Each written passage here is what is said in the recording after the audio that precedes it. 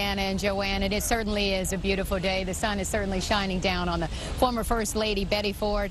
About an hour ago, her casket was returned here to the Presidential Museum, and it was so moving. I think out of the last 2 days, it was the most moving thing for me. It almost brought me to tears. You could see three men who were playing the bagpipes as her casket was removed from the hearse and brought into the Presidential Museum. You saw her children standing here, and the minister lead them to her final resting place right alongside her husband, the former President Gerald Ford, where she wanted to be. She was married to him for more than 50 years, and they had quite a love affair, and she talked about him often and made such a mark on this country. But both of them made a mark on Grand Rapids, Michigan, and the country at large.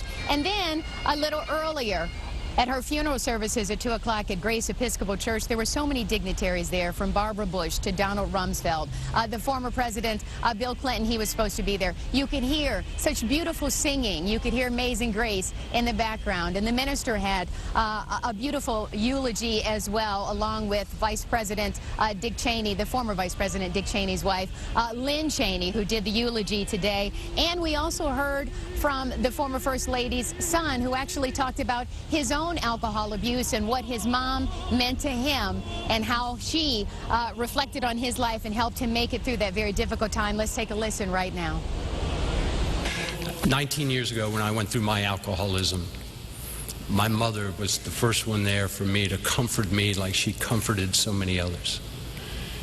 And she was the first one there, and it was actually funny because I remember going to my mom and saying, "Mom, I know you've walked in these shoes already. I think I'm an alcoholic." And she was just like every other mother in the country. She said, "Oh no, my son's not an alcoholic. You can't be an alcoholic." I said, "Mom, stop. You can't be in denial. You're like Betty Ford, you know. You're like the poster child for this thing." Just the mention of her name brings good and hopeful things to mind. Betty Ford had so much to give the world, so many contributions to make, so many lives that she has changed for the better and even saved by her example and efforts. She not only became her own woman, she showed a lot of others how to do the same. When Jerry Ford was so many people have been affected by her life. Indeed, 90,000 people have gone through the Betty Ford Center. You heard her very own son talking about his struggles with alcoholism, and that really was her message, that no one should be ashamed to admit that they're an alcoholic or they're suffering from drug addiction. And because of her, so many more women today are going to get their breasts examined for breast cancer, because she wasn't afraid to talk about it so many years ago. And keep this in mind, she was 60 years old when she admitted that she had a problem with alcohol and drug addiction. And today, so many people are far better off because of her life. As you heard Lynne Cheney say, she's really touched not just Michigan, not just this country, but really the world. An amazing woman, and I've heard so many wonderful stories that I know I will never forget. And she's now home and certainly at peace right next to her husband and the one she truly loves. I'm going to send it back to you, Diana and Joanne, in the studio. You know, Carolyn, I was going to ask you that. I know you said that perhaps the most moving was watching the casket come back, and it brought tears to your eyes. But overall, you've been there for 2 days now. What are you going to take away from all this?